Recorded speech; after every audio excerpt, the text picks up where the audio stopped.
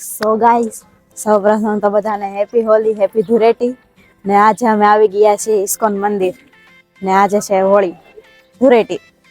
તો ચાલો ત્યાં જઈને દર્શન કરીએ.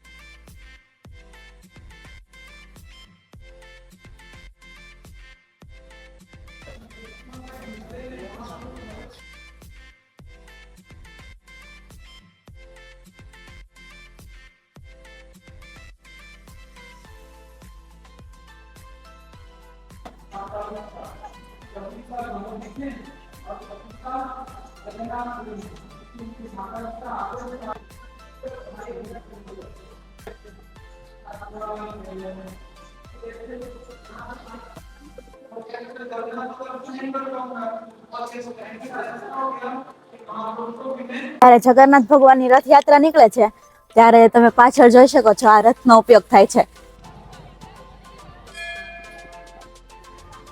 સો ગાઈસ, અમે અત્યારે આવી ગયા છીએ ડભારી બીચ, જ્યાં સરસ મજાનું એવું ખોડિયાર માતાજીનું મંદિર છે. અને ત્યાંનો ઇતિહાસ જાણીએ ને તો એવું છે કે એક ભગુભાઈ નામની વ્યક્તિ હતા. તેને સપનામાં છે ને ખોડિયારમાં આવ્યા અને કીધું, દીકરા ઉઠ, હું ચારણપુરની ખોડિયાર છું. સવારના 5 વાગે સપનું આવ્યું તો તેમને નજરઅંદાજ કરી દીધો કે આ આવું ન હોય એમ, કેમ કે ત્યાં તો કેવી રીતના પહોંચવું, ત્યારે આવો બધો રસ્તો ને એવું ના હતો. પછી અઠવાડિયું થયું તો એને પાછું સપનું આવ્યું. સપનામાં પાછા માતાજીએ કીધું 5 વાગ્યા ત્યાં. પછી એને ગામના વ્યક્તિને જમા કર્યા અને કીધું કે મને આ રીતનું સપનું આવે છે, ટેકરી આવે છે. ત્યારે તેમના એક મિત્ર હતા જે બકરા ચારવા આ સાઈડ આવતા, ત્યારે એને કીધું, ભાઈ તમને નથી ખબર અહીંયા એક જહાજ આવેલું છે? તો તેને કીધું કે ના, ત્યારે હું જોવા નહોતો ગયો. પછી તમે જવું છે તમે મને બતાવવા ચાલો. તો તે ભગુભાઈની સાથે કુશાલભાઈ આવે છે, તેને બતાવવા ટેકરી જોવા મળે છે. પછી ટેકરી ઉપર પછી એને વિચાર કર્યો કે અહીંયા જંગલ છે અને ટેકરી છે, તો અહીંયા આપણે કેવી રીતના બધી વસ્તુ પહોંચાડવી, અને ત્યાં જવાની પણ જગ્યા નહોતી. ત્યારે ગામના 10-12 લોકોને અહીંયા જંગલ હતું, તે જંગલનો રસ્તો બનાવવા માટે 10-12 લોકોને લાવ્યા અને બાવળ કાપતા અને એવું બધું કામ કરતા સમય જતો ગયો. પછી એક સમય એવો કે જ્યારે છે ને મંદિરનો ફાળો ઉઘરાવવાનો હતો, ત્યારે આખા ગામમાંથી ફાળો ઉઘરાવતો 7,000નો ફાળો થયો. તો એને વિચાર કરો, આ 7,000માં મંદિર કેવી રીતના બનાવવું? ત્યારે ગામના લોકો પાસે માંગવા જતા, પણ એમ કહેતા કે 7,000 તમે આ મંદિર કેવી રીતના બનાવશો, તમે બધી વસ્તુ કેવી રીતના પહોંચાડશો? પણ તેને હાર ના માની અને પોતાની ભેંસને ગીરવી રાખી અને 3 લાખ રૂપિયાની લોન લીધી. અને પછી રસ્તો એવી રીતના બનાવ્યો, કેમ કે ટ્રેક્ટર હાલે તેવી જગ્યા ના હતી. તો એ લોકો રસ્તામાં તાલપત્રી એવું લાવતા અને જ્યાં કાદવમાં કે જે જગ્યાએ આપણે ટ્રેક્ટર ખૂતી જાય તે જગ્યાએ તે તાલપત્રીમાં બધી વસ્તુ ઠલવી લેતા અને જ્યાંથી ટ્રેક્ટર આગળ જાય પછી તે પાછું ભરી લેતા. એવું કરીને અહીંયા 10x10 પહેલા મંદિર બનાવ્યું હતું. તે રીતે અહીંયા ભાઈ ભક્તો આવતા ગયા અને હવે દર વર્ષે નવચંડી યજ્ઞ થાય છે. તેમાં છે સરસ મજાનું મંદિર છે અને મહાદેવનું મંદિર છે, સાંઈબાબાનું મંદિર છે. તો અહીંયા ખોડિયારમાં એક જ નહીં પણ તેમની સાથે 7 બહેનોનું અહીંયા સ્થાપના કરેલી છે.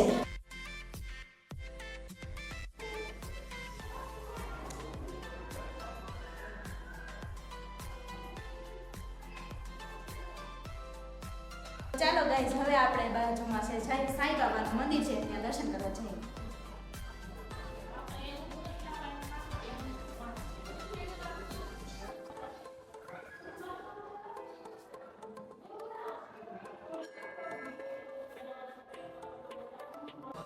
અને હવે છે શંકર ભગવાનનું મંદિર.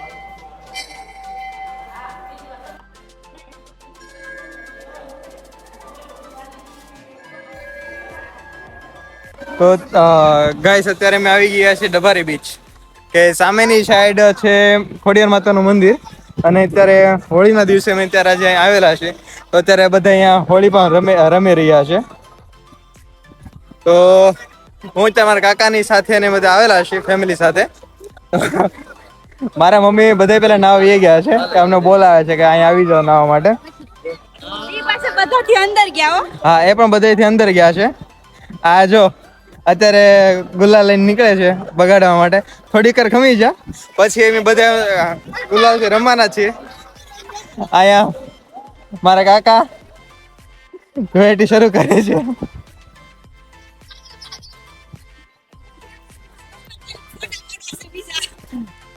નહીં ને, બગાડો તમતાર, બગાડો. ધૂળેટી से बुरा ना मानो, होली है. મોટું બગાડ્યું, તમારું મોટું બાકી છે હજી. શું કહે છે? ફોટો ફોટો ફોટો પડો નતો. પાડી દે હવે.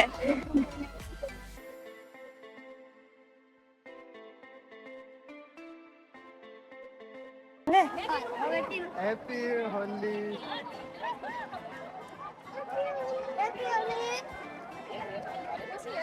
ગાઈસ અત્યારે બધા અત્યારે હોળી રમે છે ધીરે ધીરે. આ બાવલી ક્યાં બોલી ધોળી રમી લીધી. તો અત્યારે બધા ધોળી રમે છે. બહુ મજા આવે છે એમ. શું કહો કાકી? બહુ મજા આવે છે એમ. હવે ઠેલા હટાઈ આવીએ નકર આગળ પલ્લી જશે. હા.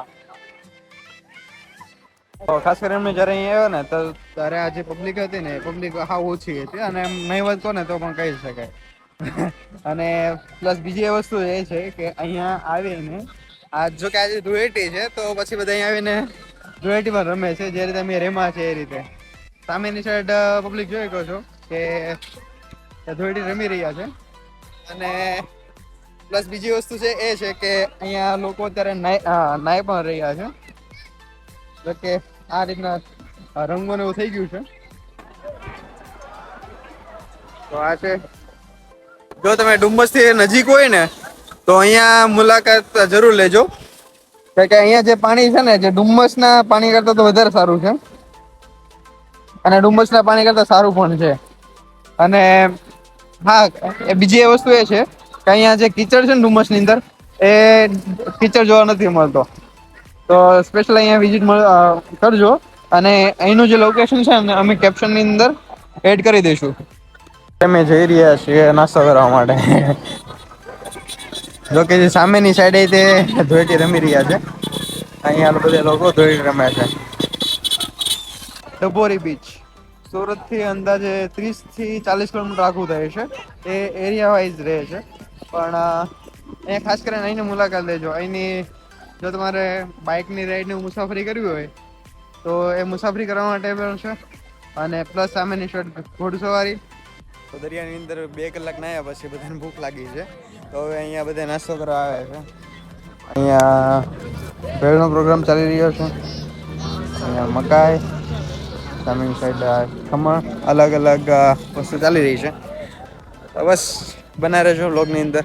મમ્મી રોઈ રહ્યા છે અને ડુંગળી અને ટમેટા કટિંગ કરી રહી છે. ખુશી બટેકાનો ચૂંદો કરી રહી છે અને મારું પાસે પકડીને બેઠા છે. This is not sauce, chutney. Okay, this is not sauce.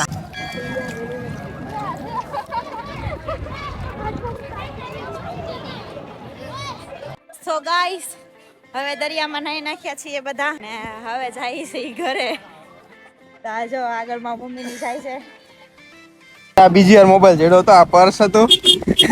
દરિયાની અંદર મેં નાવા ગયા ને તો મોબાઈલ અને પર્સ મેળવ્યું હતું. આ છે હા થેન્ક યુ હે. નહીં મેં વ્લોગ બનાવતા હતા તો એની અંદર આ મોબાઈલ હું મળ્યું હતું મારા પપ્પાને જ તે. એટલે કા હા તમારા હાથમાંથી ક્યારે પડી ગયો? મને નહીં ખબર. અમે તો જમવા બેસા નહીં અમાર બધું અમારું છે.